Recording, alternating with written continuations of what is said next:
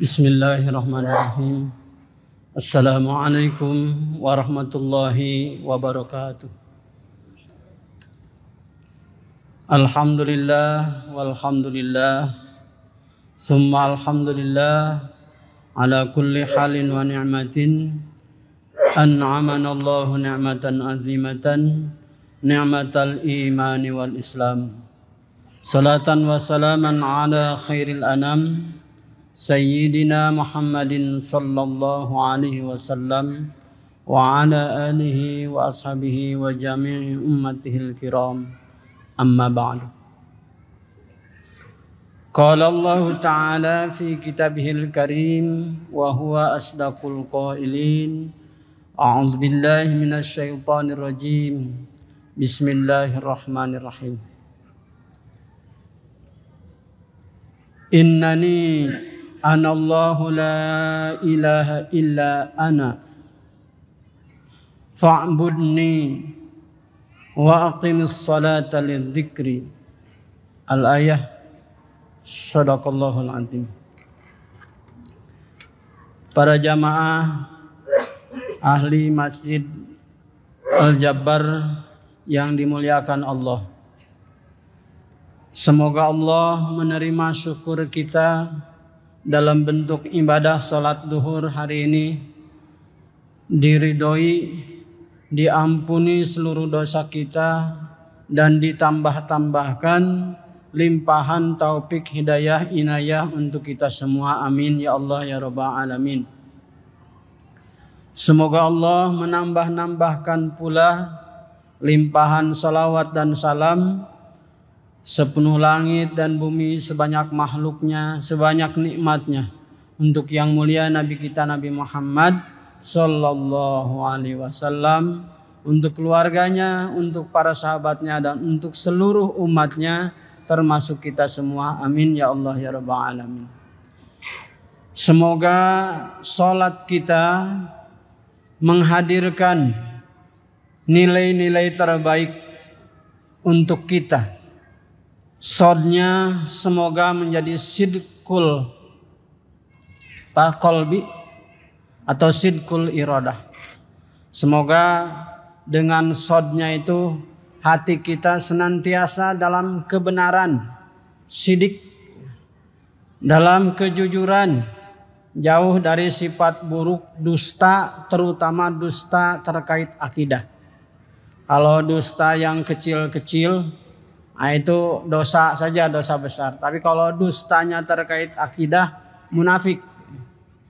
Jadi munafik, kufur. Maka semoga Allah menjadikan dengan sholat kita sidqul lisan, sidqul qalbi. Lisannya benar, hatinya pun benar. Karena di dalam sholat dididik kita untuk berkata-kata yang terbaik. Bahkan kata-katanya diatur sedemikian rupa, tidak boleh sembarangan. Untuk takbiratul ihram ada waktunya. Untuk ruku beda lagi kalimatnya. Ini sidqul lisan. Tepat. Kalimat yang pas di tempat yang pas. Begitu. Jadi kullu makan makol, kullu makol makanun. Setiap tempat ada kalimat yang pas. Dan setiap kalimatnya ada tempatnya yang khusus. Nah itulah didikan sholat. Kita ini diajari supaya demikian dengan sholat kita itu. Makanya tidak boleh tasyahud dipakai menjadi iftitah. Ini dalam rangka disiplin berkata-kata. Sidqul lisan, semoga lamnya menjadikan kita layyinul qalbi, hatinya lembut. Dilembutkan dengan ketawaduan, kerendahan hati di hadapan Allah dan makhluk Allah. Karena ketika sholat kita sujud, ibu-ibu kita ruku, semuanya bareng-bareng kita sujud. Bagian yang paling tinggi, yang paling dihormati, muka kita, wajah kita disujudkan sama dengan kaki kita. Ini hendaknya melembutkan hati kita dengan rendah hati dan tawadu. Layyinul qalbi. Lalu taknya semoga menjadi tarkul ma'asi, sing bisa ngajauhan maksiat.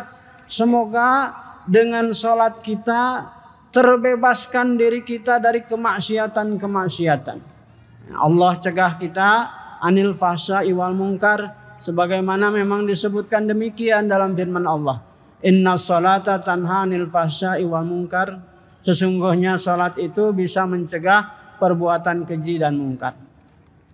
Maka marilah kita terus menjadi hamba Allah yang mendirikan sholat dan berdoa terus untuk keluarga akan menjadi keluarga yang mendirikan sholat. Rabbi ja'alni muqimas sholati wa min dzurriyyati rabbana wa taqabbal doa. Ini doa yang biasa kita sampaikan kepada Allah. Jadi supaya diri kita dan keluarga kita, turunan kita jadi orang-orang yang selalu mendirikan sholat. Kalau tidak begitu, kalau tidak sholat, tidak ada artinya.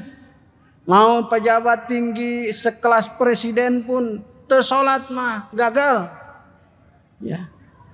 Artis terkenal, cantik, rupawan, tersolat gagal. Apalagi yang biasa-biasa. Makanya betul kalau main ke Al-Jabar, nah ini masjidnya masjid wisata rohani. Jangan hanya sekedar selfie, ya, lihat-lihat saja, tapi sholat. Mau sholat tahiyatul masjid, sholat mutlak, sholat duha, ya, sholat tobat. Nah, waktunya sholat wajib berjamaah. Termasuk ini titip ini yang sehari-hari di Al-Jabar, tukang bebersih, jangan hanya bersih-bersihnya sholat. Satpam sholat. Tukang kameramen, ini banyak tukang foto di depan. Jangan hanya ngambil keuntungan aja. Kecil itu keuntungan hasil foto sedemikian itu. Kalau tidak sholat rugi. Tapi kalau sholat untung. Maka semoga saja nih yang ada di sekitaran Al-Jabar khususnya. Nah ini kalau yang jauh-jauh insya Allah nih. Tapi justru saya khawatir ini yang sehari-hari nih. Yang tukang parkir, yang satpam, ini mudah-mudahan saja ikut ketika waktu sholat ini benar-benar memberikan contoh terbaik sebagai yang biasa ada di lingkungan Al-Jabar, sholat berjamaah. Kalau yang datang dari jauh pasti ke sini, insya Allah kerinduan diantaranya adalah untuk sholat di sini. Justru yang dekat-dekat ini para pedagang khawatir. Lagi waktunya sholat, dagang terus berjualan, sholat ditinggalkan. Ini yang kita khawatir. Bukan persoalan bawel ya, tapi kita wajib mengingatkan. Karena kalau dibiarkan dosanya sama, kebagian kita. Kalau ada satpam dibiarkan tidak sholat, maka yang tahu orang tidak sholat itu dibiarkan tanpa ada ajakan, gagal itu. Berdosa dia. Tadi sudah diumumkan sebelum adzan dikumandangkan. Tinggalkan dulu kegiatannya, ayo sholat. Nah ini bagus. Mengingatkan. Selesai dengan itu insya Allah terbebas dari kewajiban mengingatkan. Tapi tentu saja saya menambahkan lagi. Jangan biarkan diri kita menjadi orang yang tidak sholat. Rugi. Karena itu ibu-ibu yang bisa teguh mendirikan sholat, bersyukur kepada Allah. Alhamdulillah kita dimudahkan, diberikan hati yang lembut untuk bisa melaksanakan sholat. Karena meninggalkan sholat adalah maksiat yang paling besar di antara maksiat yang besar-besar. Itu lebih besar dari zina. Orang yang rukunya tidak tumaninah saja disebut sebagai perampok. Apalagi yang tidak sholat. Yang rukunya sujudnya tidak tumaninah, kecepatan. Seperti ayam mematuk makanan, itu disebutnya perampok. Kata Rasulullah bukan kata saya. Apalagi yang tidak sholat. Bukan perampok lagi, begal itu penjahat besar. Maka kalau dibiarkan dosa semuanya. Maka wajiblah kita tidak cukup hanya panggilan adzan. Karena panggilan adzan bagi orang-orang yang sudah baik saja yang datang itu. Tapi orang-orang yang belum terbiasa memenuhi panggilan Allah dengan suara adzan harus diingatkan. Harus diingatkan. Bahkan Rasulullah memberikan contoh, muru auladakum wahum sab'atu sanah. Perintahkan anak-anakmu untuk mendirikan sholat pada usia mereka 7 tahun. Wadribuhum wahum abna'u asroh sana. Dan pukullah kakinya ketika usia mereka 10 tahun. Tidak mau sholat, dipukul kakinya, diingatkan. Ada orang sudah usianya 70 tahun tidak mau sholat, mau diapain ini? Dipukul kakinya, tidak mempan lagi Pak. Maka ini harus pembiasaan sholat itu. Kebiasaan sholat itu harus dimulai dari kecil. Orang yang dari kecilnya rajin mendirikan sholat, insya Allah sampai tuanya pun dia hatinya dilembutkan oleh Allah untuk bersujud sholat.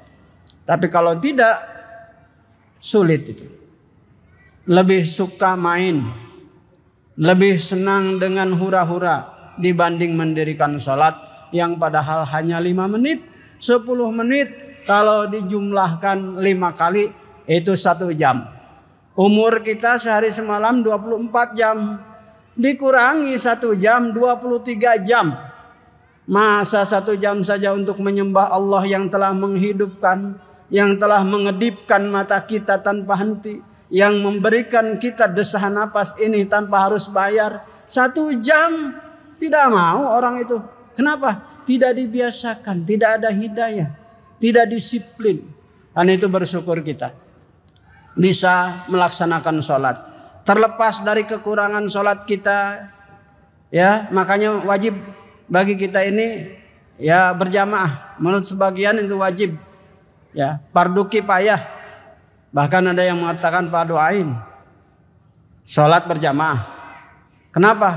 Karena dekatnya sholat berjamaah itu dengan dikabul Allah, diterima. Kalau sholat sendiri, kalau sudah malawung, sudah sahun, hilang kita. Tidak ada nilainya.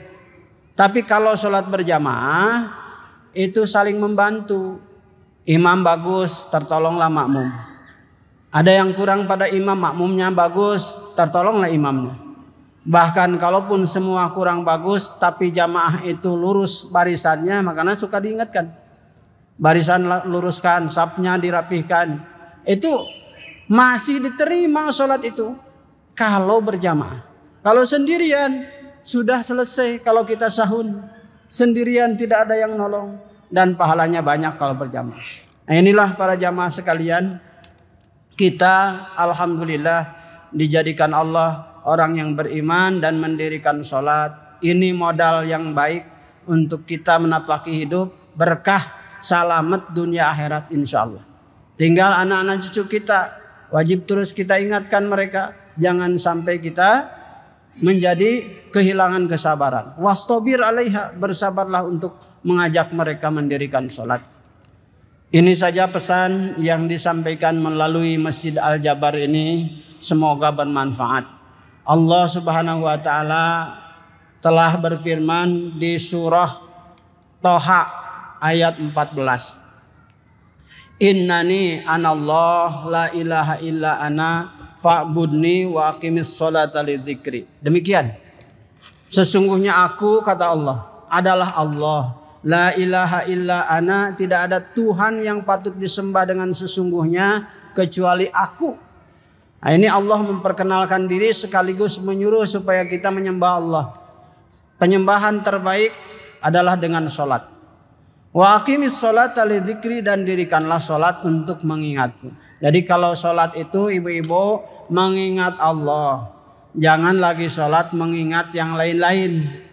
Cuma biasa ya Bu ya, kalau lagi sholat suka ingat yang lain-lain.